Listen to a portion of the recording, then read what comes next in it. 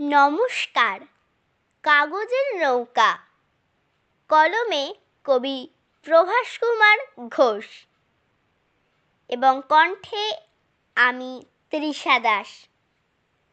আহা, যদি ফিরে পেতাম ফেলে আসা ছোট্টবেলা, কাগজের নৌকা বানিয়ে করতাম শুধু খেলা।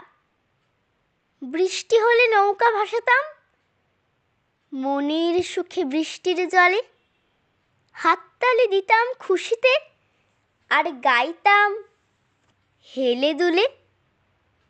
কাগজের নৌকা আমার নৌকা, চলে যায় হেলে দুলে।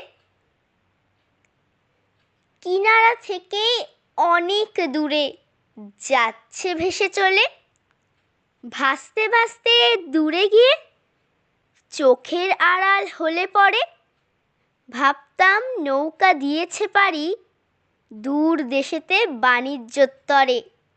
ভাবতাম নৌকা দিয়েছে পারি দূর দেশেতে বাণিজ্যর তরে। নমস্কার।